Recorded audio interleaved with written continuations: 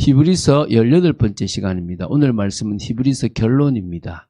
히브리서 1장 1절부터 3절 말씀을 합독하고 히브리서 결론을 맺도록 하겠습니다. 그러면 히브리서 1장 1절부터 3절 말씀을 한 목소리로 합독하겠습니다. 옛적의 선지자들을 통하여 여러 부분과 여러 모양으로 우리 조상들에게 말씀하신 하나님이 이 모든 날 마지막에는 아들을 통하여 우리에게 말씀하셨으니 이 아들을 만유의 상속자로 세우시고 또 그로 말미암아 모든 세계를 지으셨느니라. 이는 하나님의 영광의 광채시요 그 본체의 형상이시라. 그의 능력의 말씀으로 만물을 붙드시며 죄를 정결하게 하는 일을 하시고 높은 곳에 계신 지극히 크신 이의 우편에 앉으셨느니라. 아멘. 히브리서는 유대인들 중에서 예수 그리스도를 자신의 주로 믿게 되었던 사람들이 여러 핍박과 환난과 여러 상황 속에서 다시 유대교로 돌아가려고 하는 시점에서 그들에게 유대교로 돌아가는 것이 답이 아니다. 우리는 천사보다 또 우리는 모세보다 우리는 대제사장보다 율법의 모든 의식적 그런 제사나 모든 것보다 더 뛰어나고 우월하신 예수 그리스도를 믿고 있다. 그분은 우리에게 징계를 주시기도 하지만 결국 우리를 승리하게 하실 분이다. 믿음의 사람들이 다 승리했다. 우리도 승리하자. 이것을 말하기 위해서 그래서 믿음의 경주를 하라고 권면하기 위해서 이 책이 쓰여졌다라고 보시면 되겠습니다. 그래서 메시지를 좀 요약하면 몇 가지로 요약할 수 있겠죠. 그럼 첫 번째가 뭐냐면 그리스도의 신분이 우월하다 이겁니다. 아까 말씀드렸지만 히브리서는 예수 그리스도를 비교하는데요. 그 당시 유대인들은 천사를 하나님이 보내신 사람으로 그런 존재로 생각하다가 어느 날 천사를 숭배하기도 하고 천사를 아주 되게 높입니다. 그 천사보다도 더 훨씬 높은 존재가 누굽니까? 그리스도. 모세를 갖다가 완전 최고의 지도자로 생각하죠. 그 모세보다도 더 뛰어난 제사장, 레위 제사장이 얼마나 귀합니까? 대제사장. 함부로 할 수 없죠. 그보다 더 뛰어난 멜기세덱의 반차를 따라오신 분이 예수 그리스도다. 또 구약의 모든 제사들하고도 비교할 수 없는 분이시다라는 것을 증거했습니다. 그래서 그렇기 때문에 성도들은 인내하면서 그리스도께 대한 신앙을 지켜라. 그분이 사실은 우리에게 이 모든 것을 책임지고 우리에게 역사하시고 우리의 모든 것을 책임지고 계신다. 너희들이 지금 이탈하려고 하는 모습들을 내가 보는데 안타깝다. 다시 왜 과거로 돌아가려고 하느냐. 그러지 말라. 옛 생활로 돌아가지 말고 다른 종교에서 구원을 모색하고자 하는 노력도 하지 마라. 오직 우리가 믿는 이 믿음의 방법이 가장 확실한 방법이니 여기에 더 붙들고 있으라 라고 하는 것을 권면하는 부분이 있습니다.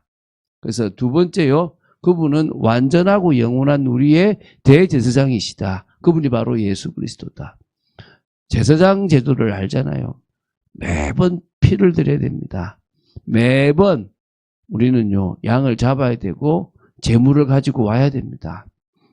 그리고 제사장도 자신을 깨끗하게 하는 노력을 해야 되는 겁니다. 제사장 역시 불의한 것을 만지면 불의하게 되는 겁니다. 그러니까 부정하게 되는 거죠. 그런 의미에서 예수 그리스도는 이 레위의 제사장의 그 반차를 따른 존재가 아니고 멜기세덱의 반차를 따르는 존재로서 영원한 새 언약이 되시고 그분은 한 번에 피를 드림으로 완전하고도 영원한 제사가 되었다. 그래서 더 이상 과거부터 지내왔던 제사가 필요 없을 만큼 예수 그리스도의 십자가의 은혜는 완전한 은혜다.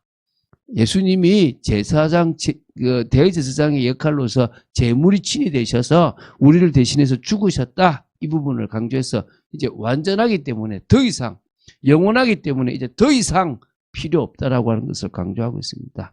그러면서 그 속죄가 역시 뭡니까? 우월하다. 그 속죄가 어떻게 해요? 단번에. 아까 말씀했죠. 뭐라고? 단번에. 단 한 번만 드렸는데도요. 매번 드려야 되는 번제, 화목제, 속죄제, 속건제, 또 그리고 소제까지 드려야 되는 그 제사가 더 이상 지키지 않아도 될 만큼 예수 그리스도의 십자가와 부활을 통해서 구약의 의식적 율법이 다 사라질 만큼 예수 그리스도는 완전하신 분이시다. 단번에 그분의 속죄 제물을 드리신 게 가장 우월하신 것이다.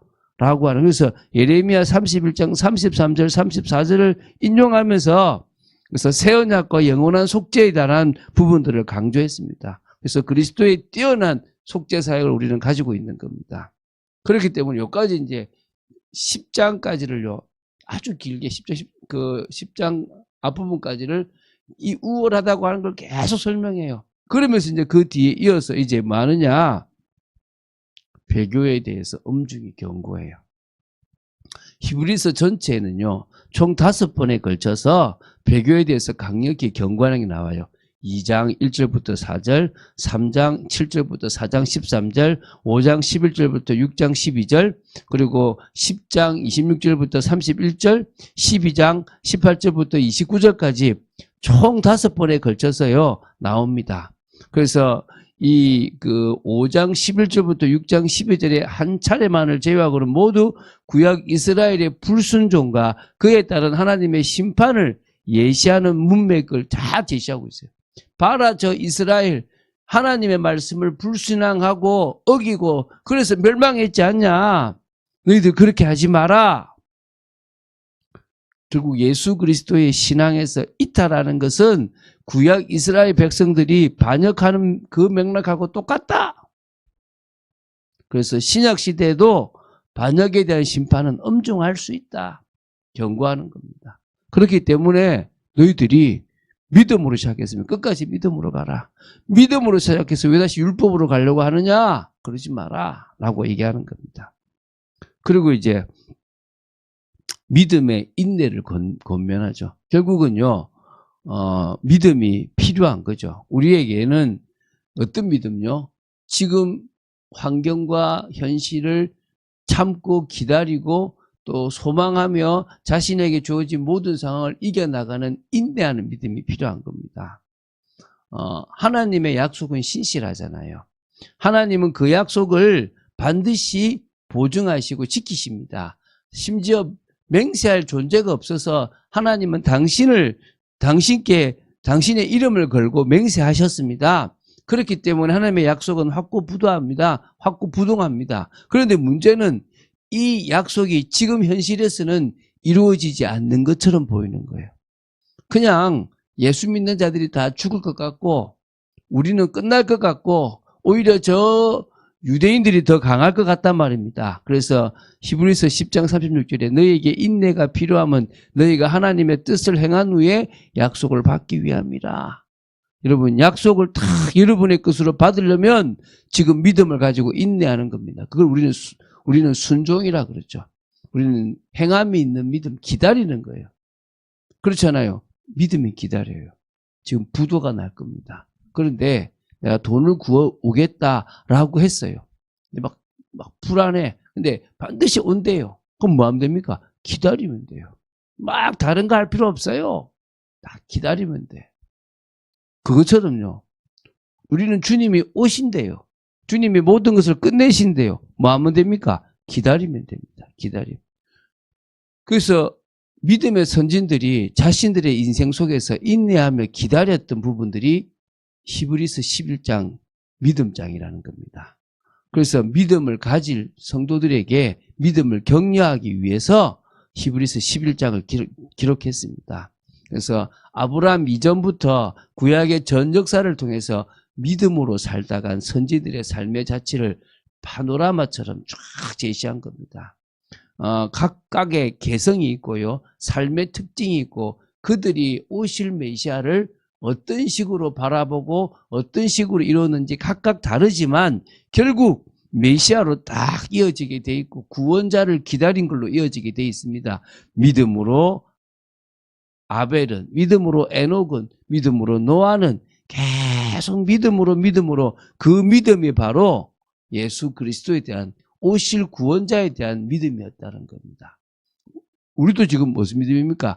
다시 오실 주님에 대한 믿음이에요.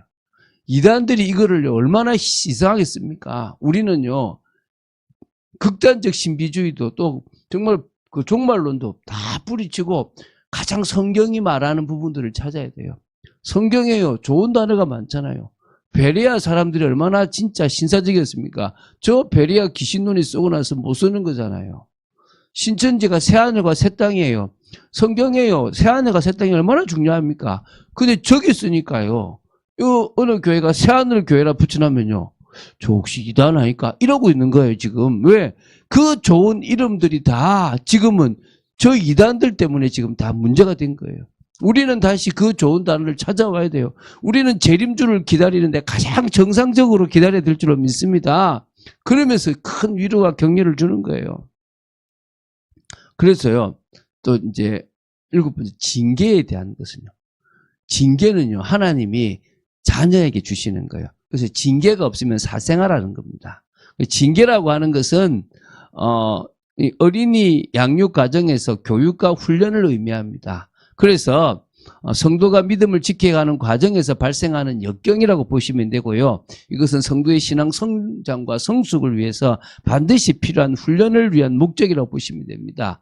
사랑하는 자녀에게 징계를 주시게 돼 있으니까 그 징계의 유익함을 가져가라는 거죠. 마지막 8번째, 인내하는 신앙인은 믿음의 사람에 맞게끔 합당한 생활을 하는 겁니다. 그래서 우리는요, 이 화평과 거룩함을 추구하고 은혜와 경건, 찬미와 선행, 지도자들에게 순종하고 또 뭐 분열과 음행, 물질적 탐욕을 경계하고 막 여러 삶 속에서 제대로 된 삶을 살아야 되는 겁니다. 사실요, 한국 교회가 이거를 못해서 지금 무너졌어요. 그 귀한 복음을 가지고 그냥 하나님이 주시는 복이라고 하면서 많은 육신적인 것을 따라가 버린 거예요. 그래서 실패한 거예요. 지금 우리도 그럴 수 있는 거예요. 우리도 무너질 수 있는 거예요. 우리는 지금 자정해야 돼요. 우리는 정말 깨어 있어야 되고 진짜 합당한 생활들을 해야 될 줄 믿습니다. 왜? 우리는 은혜로 살아가는데 왜 은혜 아닌 다른 것을 채웁니까? 은혜 아닌 다른 세상 것을 채우려고 합니까? 우리는 은혜로만 살아갈 수 있는 존재라는 이번 주의 말씀을 따라서 인도받는 여러분 되시기를 주 예수 그리스도 이름으로 축원드립니다. 주는 그리스도시요 살아계신 하나님의 아들이심을 고백합니다. 이제 이로써 히브리서를 마무리 지었습니다. 아버지, 저희들이 정말 은혜 가운데 있도록 지켜주시고 정말 복음 가운데서 승리하는 삶을 살도록 지켜주시옵소서. 주 예수 그리스도 이름으로 기도드립니다. 아멘.